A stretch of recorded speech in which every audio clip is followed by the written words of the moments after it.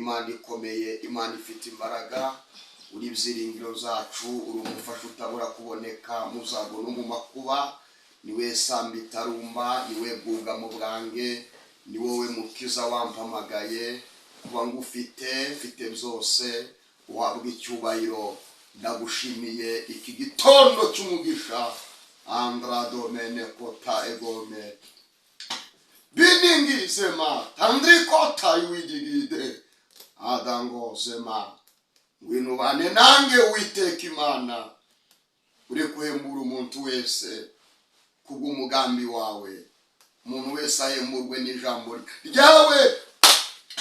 Tira hose digidimana tanguwa egome piriwo dema tangikita shiri widigidimanda demini tari widegi idemanda ndimota meniwo. Kishingura amarembo, ukora ibyo ugomba gukora, ineza yawe igaragare. Mwuka wera w'imbaraga namanukira, imirimo n'ibitangaza by'Imana witanguwa tedomene kuwa dremoningi nimanga tandobe netaya. Ngwino ukora ibyo ugomba gukora, ubane natwe mu ijambo ryawe, ribye ubutwari mu izina rya Yesu Kristo, amen. Imana ibaha umugisha, ndabaramukije mu izina rya Yesu Kristo. Bakunzi ba Profete Daniel 1, Imana ibaha umugisha kandi neza y'Imana ikomeze kubabaho, ndetse Imana mwese haze kwifuza kwanyu. Ndaramutsa inshuti zacu zakadasohoka ndetse n'abakunzi bacu bagiye baratandukanye, abari mu mahanga, abari mu Rwanda, mwese ndabakunda cyane, ndetse n'abakomeje gukora subscribe ndetse na share na comment, ndetse no gushyira kuri stati mu magurupe agiye atandukanye ubutumwa bwiza. Imana ibaha umugisha. Iyi channel niyo kunyuraho ubutumwa bwiza, ijambo ry'Imana, ndetse ikintu cyose umwuka atanze kigomba kujya gitambuka kuri iyi shene. Imana ibaha umugisha. Ni Imana yayiduhaye kugira ngo tuge tuyivugiraho twisanzuye, tudafite ingingimira, ahubwo tuvugire Kristo nk'uzatugororera. Rero ngarutse nje hano kubw'ubutumwa Imana yampaye ngomba gutambutsa. Ndagira ngo buri wese ufite amatwi yumva abashe kubwumva. Rero iki gihe abantu dukeneye ijambo ry'Imana, kandi ikindi umuntu wese ukeneye kumva icyo Imana ivuze, ndetse ugahinduka mu mutima wawe. Ijambo muri Yakobo ryaravuze ngo ariko rero mwumva iryo jambo kandi mukora ibyaryo, kuko abaryumva gusa ntibakora ibyaryo ngo bameze nk'umuntu wireberamo mu ndorerwamo ukwasa, ngo ariko yamara kugenda akibagirwa ukwasa. Ni byiza ko ijambo ry'Imana benshi bamaze kwitakaza, abandi bamaze gutakara bajya mu bitandukanye, abandi baretse ijambo ry'Imana bajya muri za nyabingi, bajya mu bigirwamana. Ariko igihe kiraje kugira ngo uwikomeje kuri Kristo abashe kurindwa mu gihe gikomeye kiri imbere.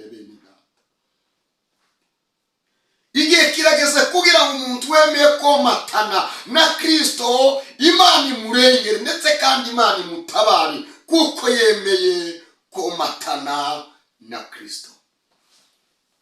Abazi Imana bazakomera, nibamara gukomera bazakora iz'ubutwari, nibamara gukomera Imana izabana nabo. Jambo ryaravuze ngo nimwemera gukumira muzajya ku byiza byo mu gihugu. Igihugu kirimo ibyiza Imana yateguye, ariko ni bande bazabijyaho? Nabemeye kumvira ijambo ry'Imana, nabemeye komatana na Kristo, nabemeye kwemera gucishwa bugufi na Kristo. Wibwira ko ukomeye, mbese ukomeranye iki? Ufite izina rikomeye, mbese ukomeranye iki? Uwiteka akeneye ko umuntu wese yigenzura. Uyu mwaka nubwo mubona usa n'uri kugenda urangira, ariko mu mezi ari imbere hari ibikomeye bigiye kubonekamo. Imana yambwiye ngo mbwira abantu abe maso kandi arinde izamu rye. Usenga asenge, uri maso akomeze abe maso, kubera ko igihe kiraje kandi kirasohoye. Inabonye impfu zigiye kuba nyinshi, indwara z'amayobera zigiye kuba nyinshi, abantu bagiye kurebana bumirwe, ariko uwasenze Imana z'ukuri agiye kurengerwa n'Imana. Urinde kuva mu nzu utasenze, musigaye muryama mudasenze, mukazuka mwigendera, ariko impfu zigiye kuba nyinshi. Birababaje, hari abagiye kujya bagenda ariko ntibagaruke. Imana irambwira ngo muntu uzi kuri umugabo senga, n'urubyiruko rw'abasore nimusenge, ndetse n'ababyeyi banyu babasengere, inshuti n'abavandimwe. Nabonye urugendo rukorwa n'abagabo ndetse n'abasore. Imana irambwira ngo buri wese nabe maso kandi acunge izamu rye. Muradamaraye, timuri kumenya igihe tugezemo. Dore burije. Uri maso, ntacana itabaza rye, kubera ko igihe cy'ubwire dore kibayeho. Isaha irageze, uri maso, ntacana itabaza rye. Igihe cyo kutabona, igihe cy'umwijima kibayeho mu midugudu igiye itandukanye. Imana yambwiye ngo abantu nibabe maso kandi bacana amatabaza yabo. Mutoza abana banyu kurya bike, abafite ibyo kurya mwe kwirata ku bandi muri iki gihe, kubera ko igihe cyo kubura ibyo kurya nacyo dore ngicyo kiraje kandi kirasohoye. Igihe cy'inzara dore kibayeho. Nige kubana n'abantu bose amahoro. Imana irambwira ngo abantu nibige kubana n'abantu amahoro, nige kubabarirana. Ufite icyapa na mwene se agikureho, muntu wese ajye ku kigero Imana ishaka. Imana ije kuringaniza. Imana ije kuringaniza. Witwa ngo ni umukire, agiye gushaka bwa bukire bwe ntiyongere kububona. Witwa ngo arafite, agiye gushaka ibyo afite abibure, kubera ko igihe kiraje kandi kirasohoye. Yewe mujye amagambo yavuge vuba, kubera ko igihe kiraje kandi kirasohoye. Nagiye kubona mbona umwotsi uri gucumbeka mwinshi cyane. Uwiteka Imana arambwira ngo izo abantu batinyaga bigiye kubageraho, kubera ko bakoze ibizira, bakora kuzashinganye, barangije barivanga, guhindukira kwihana, banga kwihana. Niyo mpamvu izo mwatinyaga benshi bigiye kubageraho. Babyeyi mwazaye musengera abana banyu, musenge. Bantu mutaha ijoro, bantu mutaha bwije mwe. Imana yambwiye ngo amazi ntabwo ari yayandi, buri wese namenye icyo Imana ishaka, agendere mu murongo Imana ishaka ko agendera. Reka nsome ijambo ry'Imana. Ndagira ngo dusome Muzahishuwe.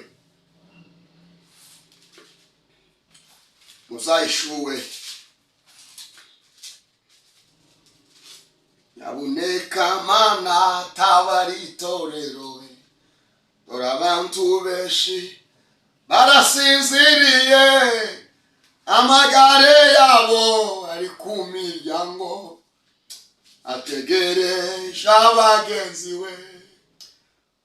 Komera ushikame kandi wihangane, gusenga kwawe Imana irakuziwe. Dore marayika azanye imbaraga, ukomeze urwo rugendo we. Ndagira ngo dusome Muzahishuwe Yohana ibice 22 umurongo wawo wa 12. dusome mu izina rya Yesu.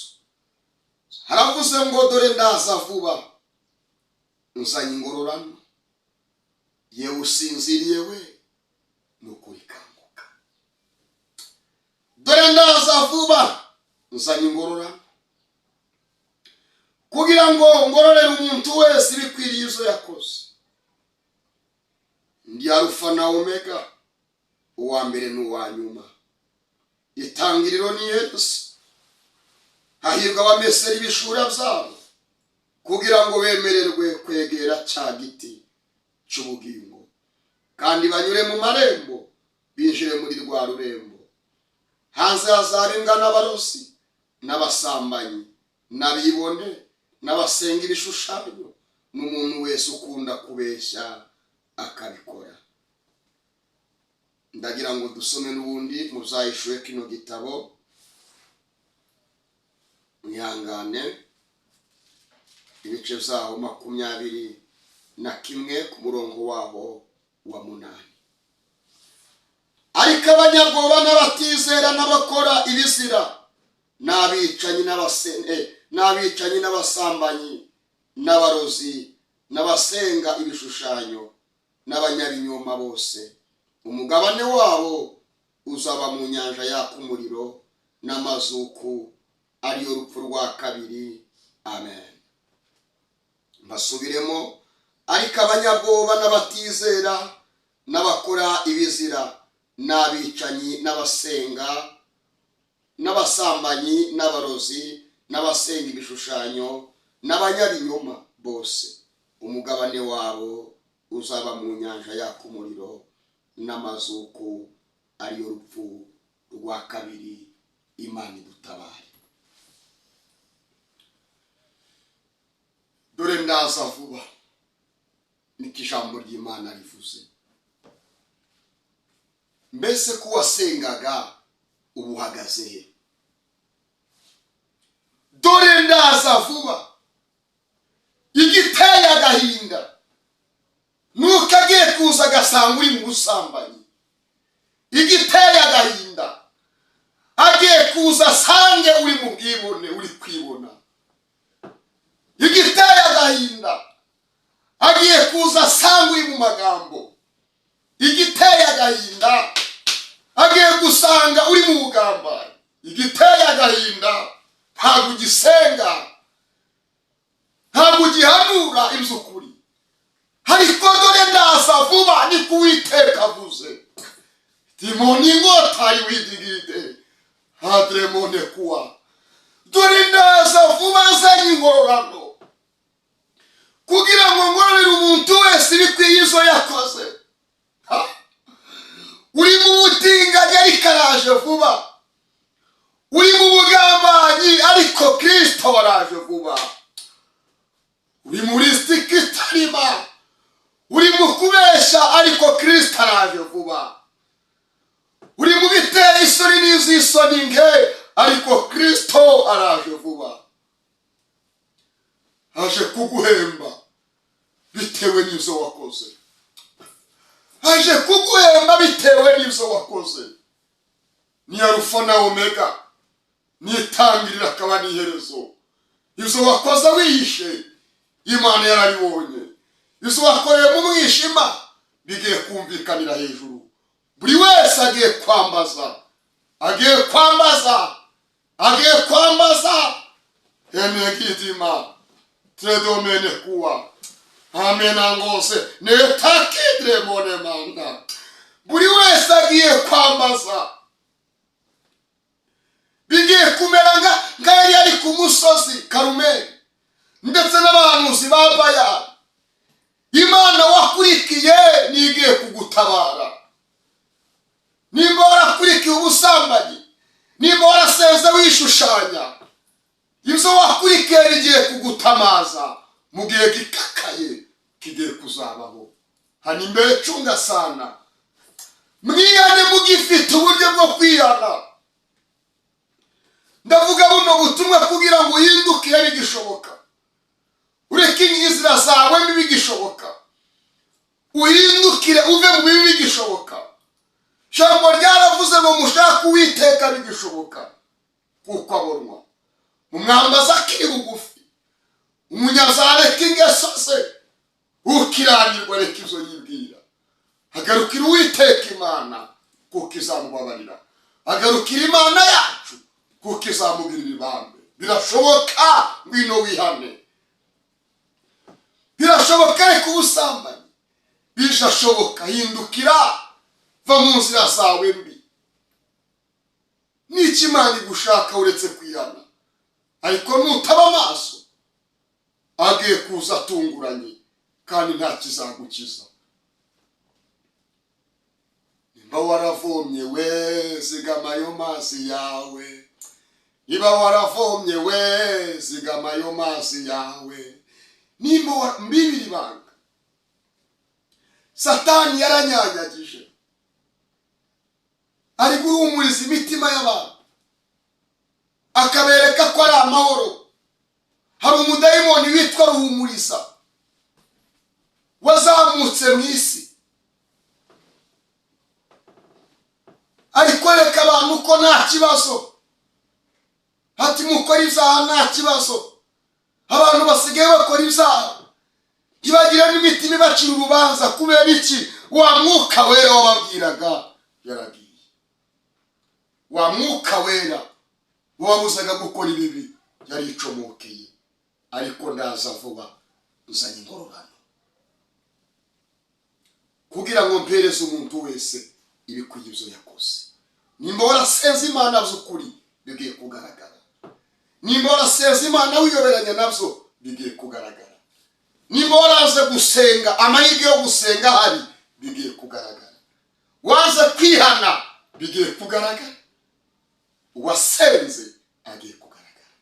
Kandi hari imbere hagiye gutambuka uwaseza atiyoberanya. Hari imbere hagiye gutambuka uwahanuye atiyoberanya. Hari imbere hagiye gutambuka uwabanye n'Imana z'ukuri atiyoberanya.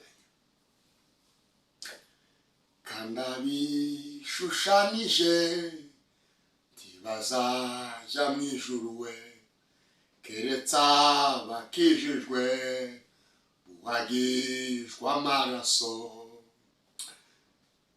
Abemeye kuhagizwa amaraso baze kwishushanya nibo bagiye gutambuka hano imbere.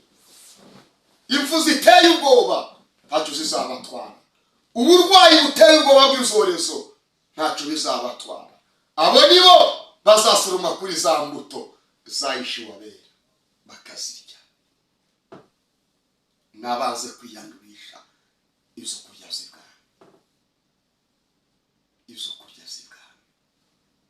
Ndagira ngo wirimbishe, witegure, witegure, witegure, witegure. Mbese umwambaro wawe urenda, itegure. Hano imbere hagiye gucuwa uwambaye antibare. Hano imbere hagiye gutambuka uwambaye antibare. Ngo ndi Alpha na Omega, ndi uwa mbere n'uwanyu. Ngo hanze hazaba imbwa n'abarozi n'abasambanyi n'abasenga ibishushanyo. Namenyereye kujya kuraguza, ariko igihe kitari cyo kuragurizwamo kiraje. Igihe kitari cyo gusambaniramo no kuruga kiraje.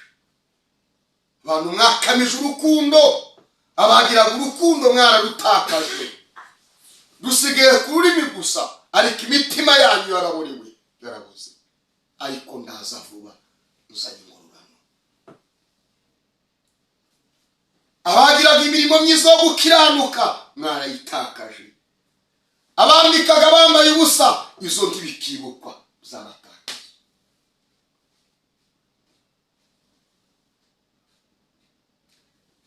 Abagaburiraga abashoje, abasuraga abarwayi, iyo mirimo mwarayiparitse, mwarahagaze. Ariko igihe kiraje kandi kirasohoye. Umunyamakenga nabe maso kubera ko igihe kiraje kandi kirasohoye. Igihe kiraje kandi kirasohoye.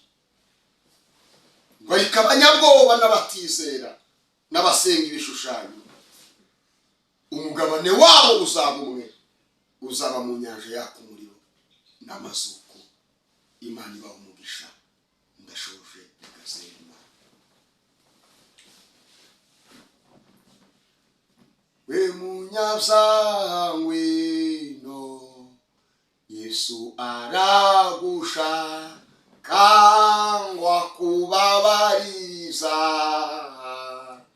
ngwino umusange vuba. Uhamagawe na Yesu kenshi, umwitaba uyu munsi. Arubwirijwe wumvishe none, ryaba ari ryo rya nyuma. We munyabyaha ngwino, Yesu aragushaka ngo akubabaririza, ngwino umusange vuba.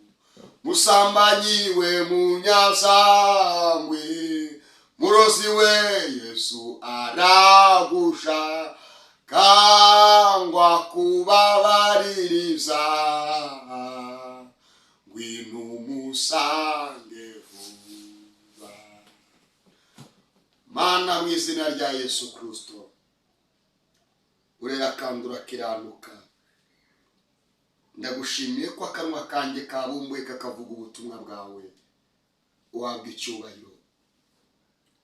Uwo bugeraho wese ntabone nge abone wowe, tiyumve nge Daniel yumve wowe. Buri wese akiranuke umuyobore. Mwuka we yashorere buno butumwa bugera hatandukanye. Ineza yawe ikurikirane buno butumwa bugere mu mpande zose z'isi.